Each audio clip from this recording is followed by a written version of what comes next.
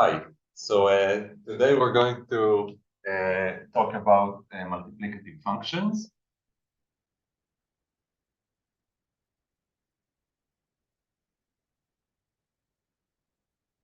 And we care about multiplicative functions in the world of composite partitions. And as we have n as a running integer here, running a natural number, then I'll just say nc, not nc of n.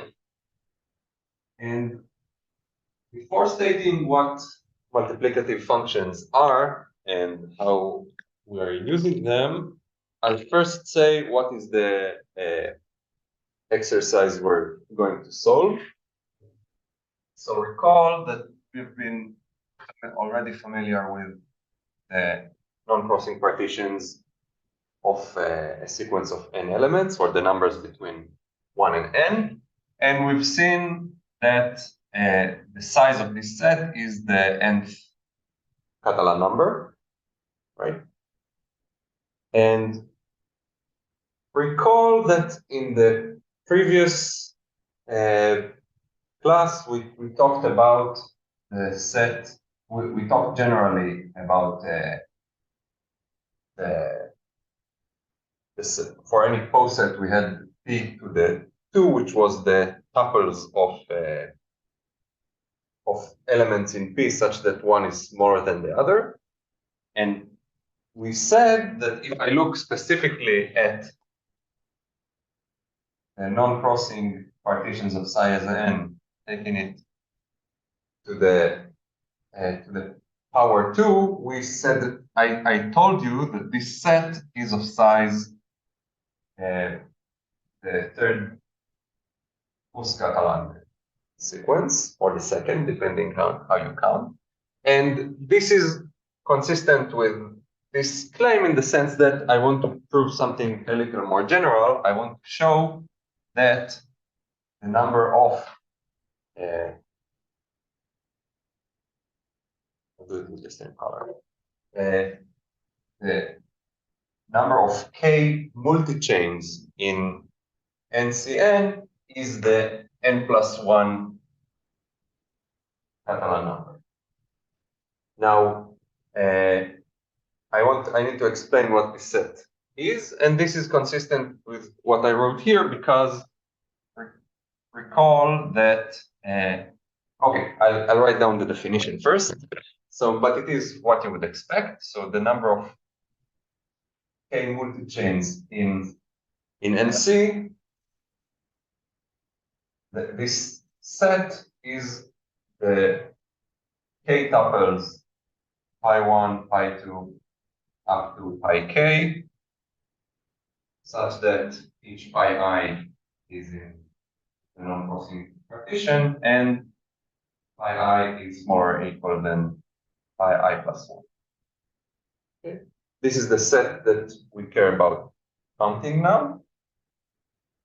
And so now if I look at nc to the 1, this will be just the non-crossing partitions. So I can write here 1. And in this case, we recall that in the definition that I used, there are two standards for this. The Catalan numbers are the second Catalans. Okay. Now we care about counting those, and recall from the homework that we've seen that counting stuff that's related to the Catalan numbers can be less or more tricky depending on your perspective, but it's not so easy. But what we're going to do in this instance is to use multiplicative functions and the theorem we've seen in the lecture today of generating functions to be able to prove this thing. So we need to recall two definitions. What are the Catalan numbers? That's one. And the other one is the theorem that we learned about multiplicative functions. So let's start with the Catalan numbers, just to recall. So the if Catalan number can be written in a recursive manner as the sum over all p tuples such that they equal n. In a minute, I'll do a sanity check for the Catalan numbers. I want the product of the number of each one of those indices. So I have, for making it a little more friendly, maybe I'll do the index that I'm going to soon ignore in a different color. So this would be c to the p. At some point I'll remove this p as it's clear, will be clear from context, but I want to take the product of all the AIs. Product of I from 1 to 2. Let's do sanity check for the Catalan numbers. So if I have p equals 2, I have here just two numbers. So I can just write one of them and the other one would be n minus I. And I have the product of ci and cn minus I. So this makes sense with the base condition that the 0 and 1 are 1. Now for this, strategically, what I want to do in this question, before I apply what we learned today in the lecture, I want to claim that the sequence of these numbers on the left here equals the sequence of these numbers by saying that their generating functions are the same, which is an equivalent statement. Okay, so first let's calculate what is the generating function of the Fuscatala numbers. So let's call it f of z. I define it as, let's say, 1 plus sum over n goes from 1 to infinity of c n, and let's have a little index of p over here. So the generating function for each sequence is going to, I forgot the p part into there. And I want to write some functional equation for this f of z, and I will use the recurrence relation to define it. So in order to do so, I first I have some product of p elements here of the denominators, of the coefficients. So what I can do is, if I look, let's think about this fz to the power p. This time it's a different color, so it is actually power. And we can think of the sequence as just going from 0, it doesn't really matter. So this looks like the following. I have, say, 1 plus c1z plus c2z squared plus so on. And then I have another one like this. And then I have the pth one, which looks the same. 1 plus c1z plus c2z squared, and so on. And you notice that if I look at this term and I join, let's say, some elements here such that their sum equals a number, this number would make sense with the power of z here. What I mean is that if you look carefully, you can see that you can write functional equation of f of z in the following way. It equals 1 plus z times f of z to the power p. Okay, the z here accounts for the plus 1 appearing here, sort of, and this is like, you can see it as, if you want to get what would be the right coefficient for, let's say, z to the n, it is cn, but cn equals this product of elements that sum to it. So I can just pick whatever combination makes sense here. And although this is infinite in every finite power of z, I can, in every finite power of z, I can join like the right amount of coefficients to get. Okay, so this is easily verifiable by the recurrence relation. Okay. So my goal here again is to reach a functional equation for the power series that I'm going to write for these numbers that would be the same one as for the Fuscatala numbers, okay, with the relevant parameters. So P should equal K plus 1. Okay. Putting that aside, we'll now switch to recall what we know about multiplicative functions in NC. So let's recall the definitions. So we have, let's do it. So I have a multiplicative family of functions Fn and another multiplicative family of functions Gn. And I say they are multiplicative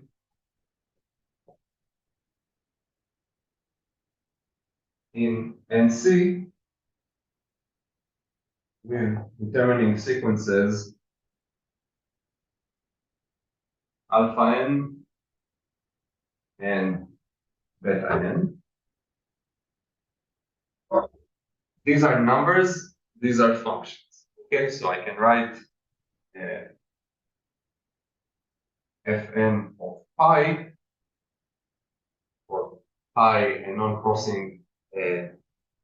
So if pi is a pairing, is a partition V1 up to Vr, then Fn of pi is the product alpha to the side of V1 up to alpha to the side of V. Okay, that's the, so these are numbers and these are functions. And we know the following. We know that if f equals Fn equals Gn convoluted with Zn, or equivalently Gn equals Fn convoluted with the Mobius function. These are the zeta and Mobius functions with respect to the non-crossing n.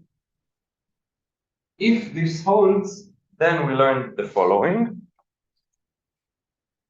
that if I write the generating functions for f and g, so if I write u of z as 1 plus the sum of alpha n z to the n, and v of z as 1 plus sum of beta n z to the n. These I can write anyway, but if this correlation between f and g holds, then I can say that v of z u of z equals 0.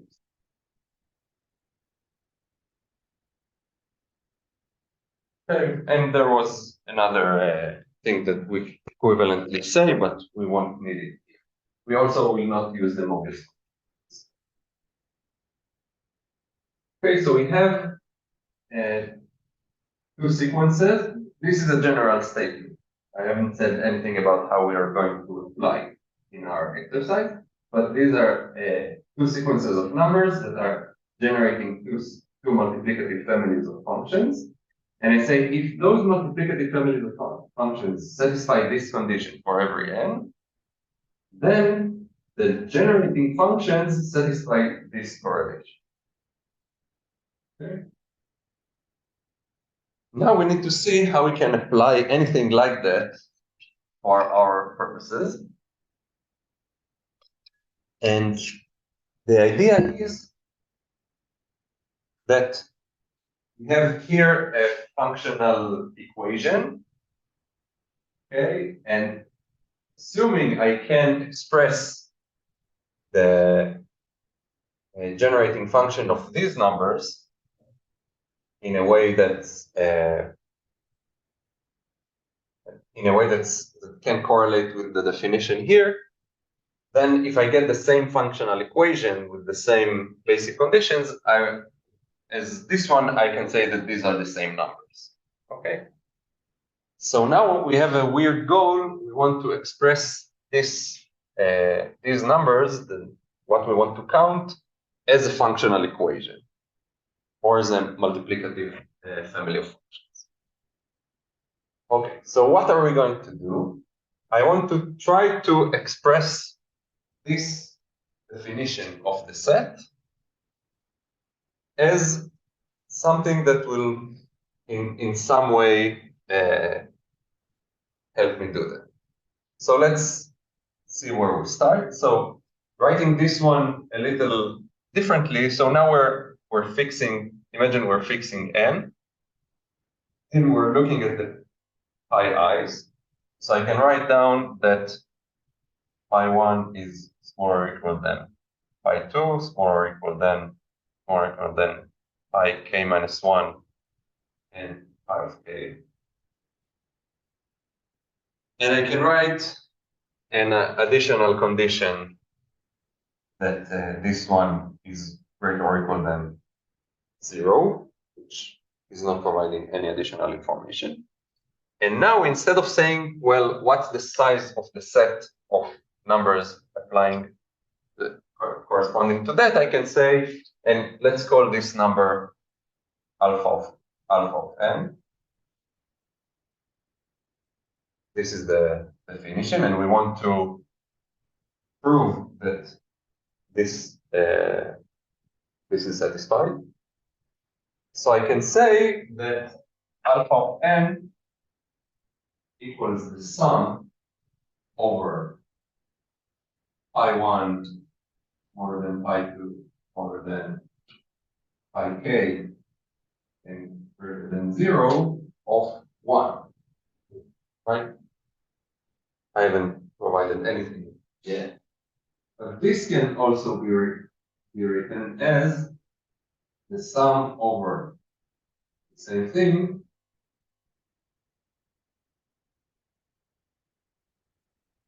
of the zeta function of 0 and pi 1 and the zeta of pi 1 and pi 2 times zeta of pi k minus 1 pi k. Okay, these are all valid because they satisfy the opposite relation, and these ones are all 1 by definition of the zeta. Does anyone see where I'm shooting for? I call these ones alpha. So I want to define some function f, which relies on this alpha.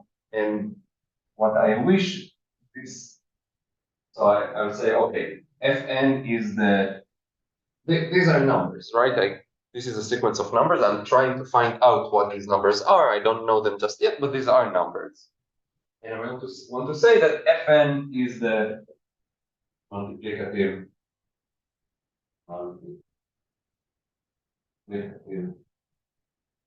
family defined by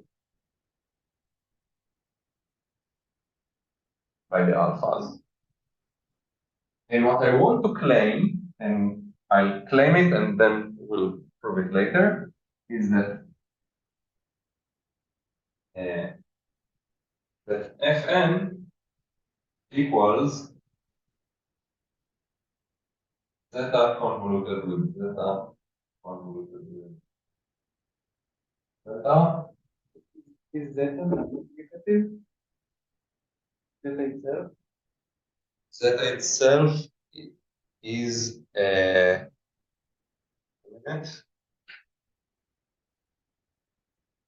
should be, yes. It should be. Let's write the definition down. So I want to say whether I can write. Okay, so I know that zeta of 0 and 1 is 1. So whether the sequence of ones generates zeta,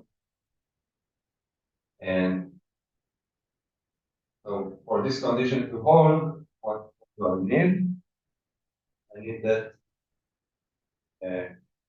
zeta of sigma pi and sigma is equal the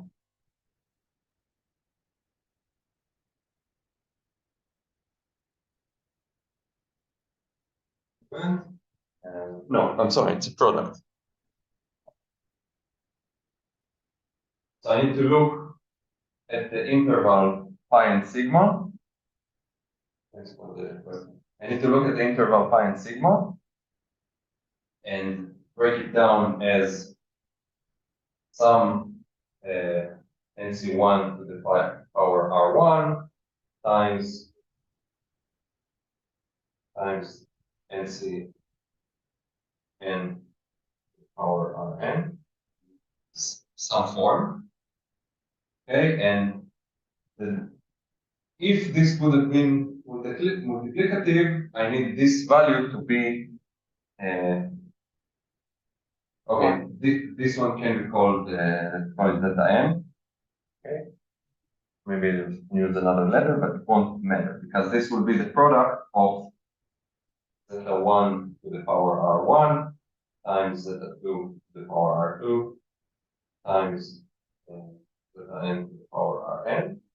But these are not going to matter because these are all ones. So it works. Yeah, so we showed that for every pi less than sigma, you always get one. Yes. Right? We don't need to worry about the others. But it's a good, I haven't thought about it before. Like I need to, for writing it down properly, I need to know that zeta is multiplicative. And it is multiplicative by the determining sequence of ones.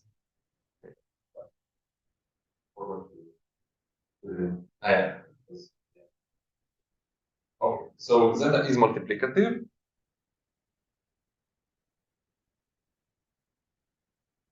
And back to what I claimed that Fn equals the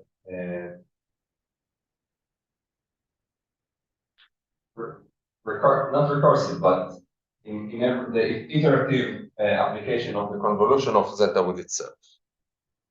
Okay, so let's say this is a claim that we'll prove later. And this should be, let's see, I want to applicate. So this should have an k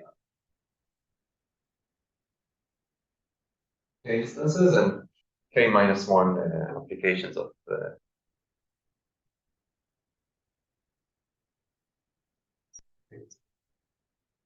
maybe I need a plus 1 here. We'll figure it out soon. The proof that I'm going to do. We'll decide what exactly is there. Okay. So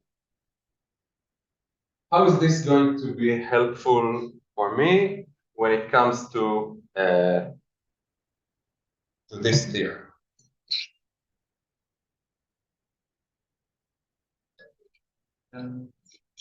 Try it again and again. Yeah, so my G is going to be like, I'll treat G as Gn as Fn minus 1. Okay, I have just sort of one sequence here, but this would be like the version from the previous iteration. And then I have, assuming I've already solved the previous one, so this is going to be an induction on K. Okay, I'm solving it for every n, but I'm doing induction on K. And so assuming I solve for, I'm sorry, yeah, this is not correct.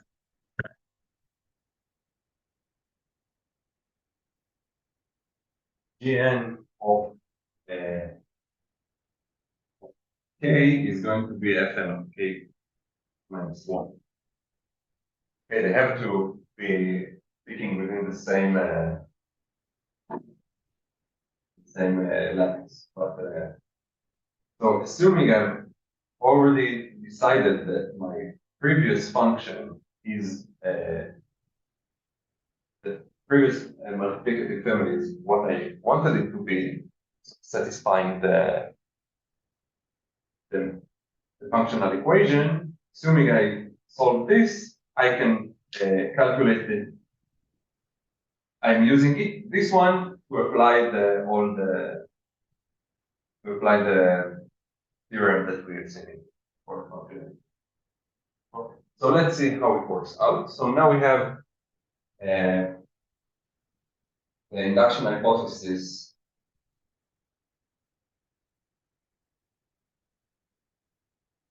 We apply induction on K.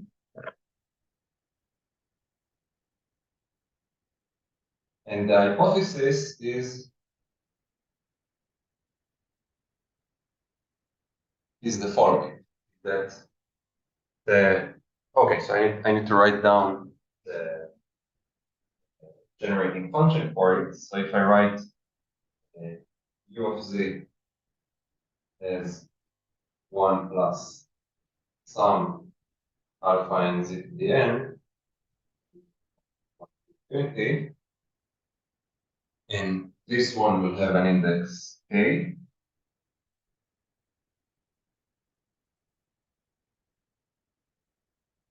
So this is the definition, but the hypothesis is that it satisfies the on space, satisfies u of z equals 1 plus z u of z to the k plus 1. And this is in power, not the. Yes, but I don't want to have, like, I don't want to make it too confusing. Satisfy this recursive equation with itself. Okay. This is my hypothesis. And now I want to use this one to prove something for k plus 1. Okay. I see the definitions here.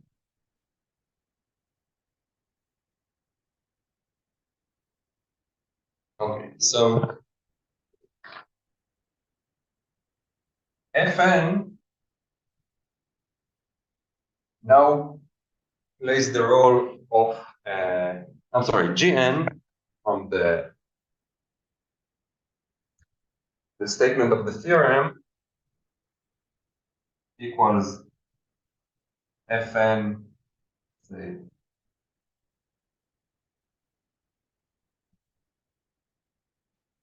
okay, which is whatever it is. I mean, it's this one, but we don't care. Like we only care about the first k minus 1 functions, and we call this one Gn. And oh, I don't need it. And now, what do we know? We know that Fn satisfies Gn convoluted with Zn. Okay, this is by the claim that I haven't proven yet. But we can understand, I mean, something like this already appears here. We need to prove it formally, but okay. And now we can apply the theorem we've seen. So I do have the generating function for G already from the induction hypothesis. Okay, so I know that our V of Z satisfies 1 plus Z V of Z to K plus 1. This is by the induction hypothesis. And now I want to say something about u. So what I can write down is what I know from the theorem is that u of z, which I care about, equals v of z of z, am I correct? Yes. And by the induction hypothesis, I can write this one down as 1 plus, now let's make sure the argument here is z u of z, right? So I write down for z, I write z u of z times, okay, times v of z u of z to the power k plus 1. But again, and this is similar to what happened today in the lecture, this one also, it's also this one, which equals u of z. Okay, so I can write this again. So I use this equality once again, and I write 1 plus z u of z times u of z to the k plus 1, which equals 1 plus z u of z to the k plus 1. Okay, which is what I aim for. Okay, so before we get to the claim, just a recap. We needed to reach, in order to be able to use the theorem, we needed to express our functions as something convoluted with zeta. As long as I'm able to do that, I'm able to use this functional equation here for my needs. And my needs in this instance were to show that the generating function for the sequence I care about satisfies the same functional equation as the Fuss-Catalan numbers. Okay, and this was an induction on K, which is similar to the P of the Fuss-Catalan. Okay. We always assume the alphas and the betas are real numbers, integers.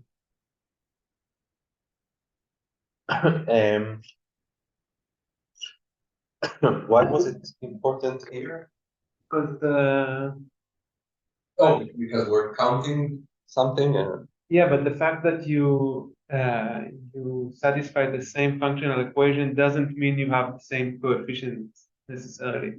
You have, I mean, if you restrict to non-negative integer, I see. non-negative Okay. coefficient, it suffices.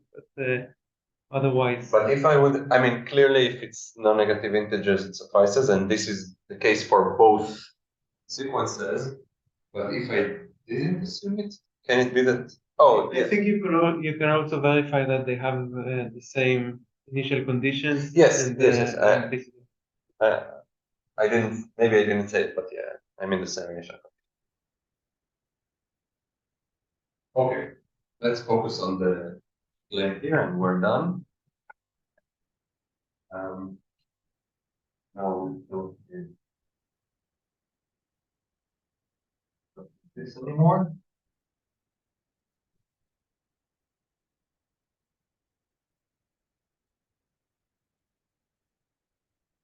Okay, let's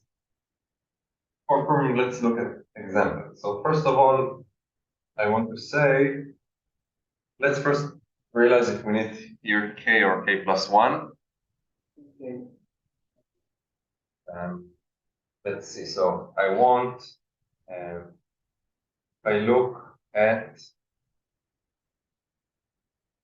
this would be alpha k. So I want alpha 1 equal just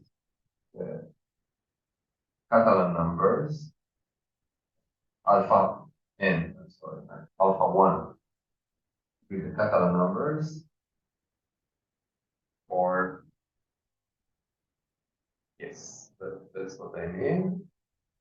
So in order to do that, I need to sum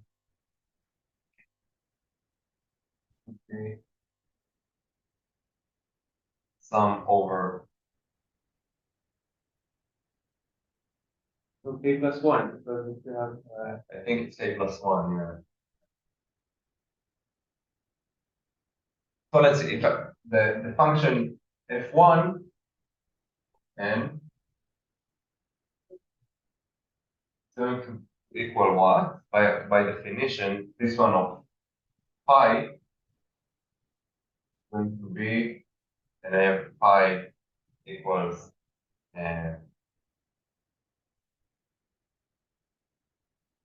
use a little bit, I'm sorry. yeah, so alpha n of 1 is just like f of 1, right? The f of 1 is just sum over all the elements, Right. and you get the size of the set, So which it is the has Catalan. to, I mean, it has to be fn of, yeah, just one element. It's one, just one block. So I need this one to equal Cn. So if I look at you sum over all elements yes. by 1. So it is k that plus are one. allowed to. Right. No, it's k. No, because I want and I expect this one, if it was just one, so it was no applications of the convolution. So you just sum Catalan number times the constant 1. You No, but the one I just have I sum over. Oh, it's just zeta of 1. It's just zeta of 1. Oh, Yes, right. so it would be just 1. So I need k plus 1 applications. I mean, k applications of the convolution, but k plus 1 instances of zeta. And now what I need to do is prove this claim by induction on k. Okay, but let's just do the first one so that we understand what is the. This is not very enlightening, but just so that we understand what we're doing. So let's look maybe at the first one to understand why is this true. So this should equal f1 fn of 1n, but it also fn of 1n if it actually equals zeta convoluted with zeta, which I want to be true, then it should equal the sum. So this is of 1. So I look at all elements pi that are. So now when I use the convolution, this is not even really, I need to define this properly. So this is a function on pairs, and this is a function of pairs. So the result is a function of pairs. So I need to properly define it as this thing. So I want to define the multiplicative function fn of, let's say, 0 and pi by the sum over sigmas that are greater than 0 and smaller than pi of zeta of 0 sigma and zeta of sigma pi. Now, as these ones, as I want this to equal the Catalan numbers, I need to sum over ones here, and this works for the first one. And now what I do by induction is assume that this held true for some number k, and then apply the same counting for the last index. So this is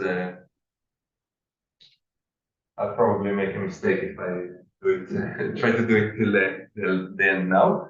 But the hint that this is what I want to prove is coming from the.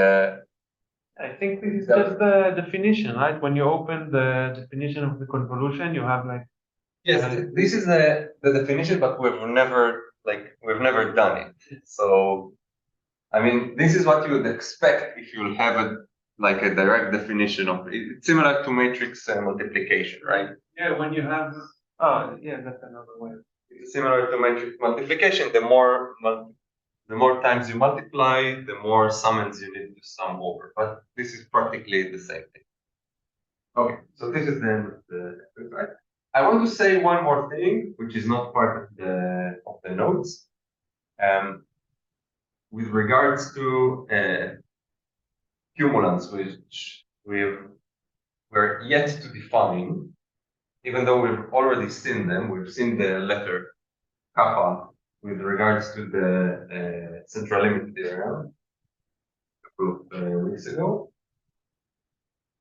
What I want to say is that, as was written on this board before, we have sequences alpha n and beta n, and from them we get multiplicative functions fn and gn.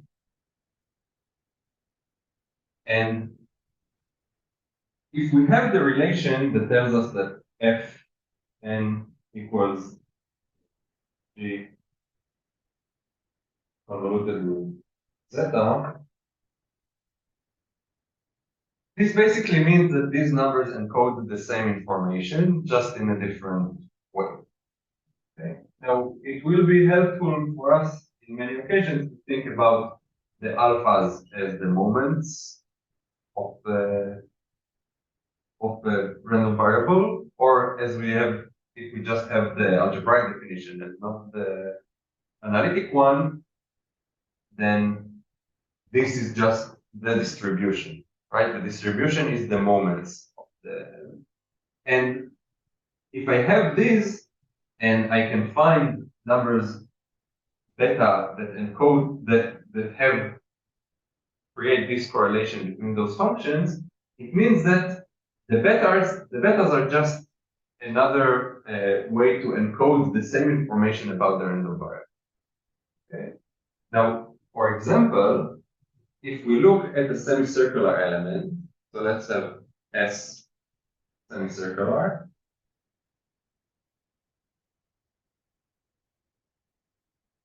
In some non-commutative probability space, and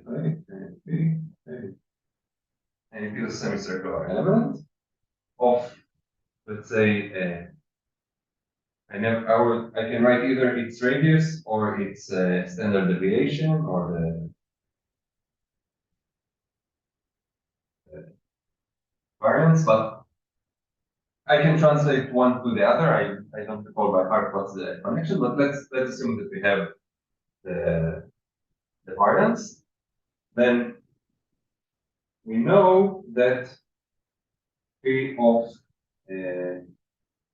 S to the K is what? Remember what we know about semicircular elements?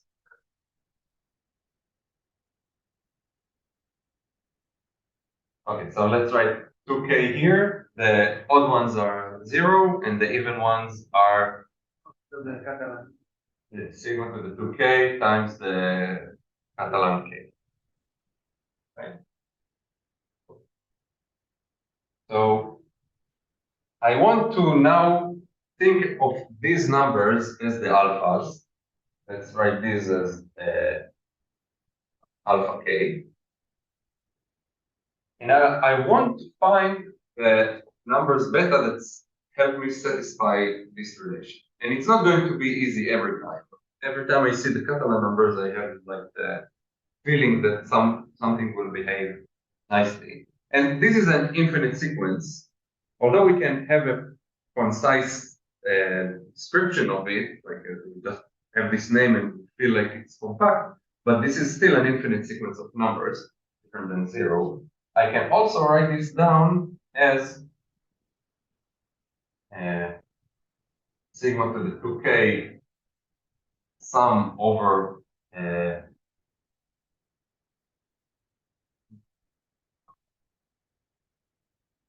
say, pi non-crossing coefficient of. Okay. This is not true, right? If I write it this way. Yeah. Exactly. So the Catalan numbers are non-crossing partitions of n or non-crossing pairings of 2n elements. And notice that since this is a non-crossing pairing, I can split it into its pairs and write this one down as the sum over all pi's non-crossing partitions of 2n elements of the product of all pairs in pi of what? How many pairs are in a non-crossing pairing in n? Well, right? This should have been k all along.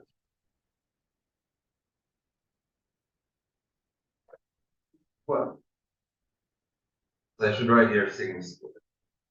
Okay, so I'm not looking at all the non-crossing partitions, but rather on pairings. And this sort of hints to me that I can describe all the,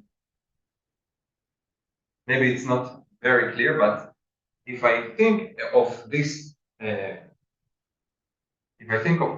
as this function of 0 and 1, right? This is how we define the alphas. Then if I want to write the convolution, I'm able to extract coefficients beta, which are almost all of them are 0, but just there's going to be just one number, which is which would be beta 2. Beta 2 would equal sigma squared. I'm not going to, I'm out of time, but beta 2 would equal sigma squared. And all the rest of the betas would be 0. That is to say, even if you didn't follow the entire calculation, the idea is that for some random variables, the sequence that we're used to, which is the moments, might not be the most concise one to describe this random variable. And if we agree that this convolution doesn't change the information that we hold about the random variable, when we switch to the other function, the other multiplicative function, the other sequence of numbers can be much more, let's say, descriptive of the random variable. But yeah, maybe this was a little bit. This is going to be a little motivation for defining the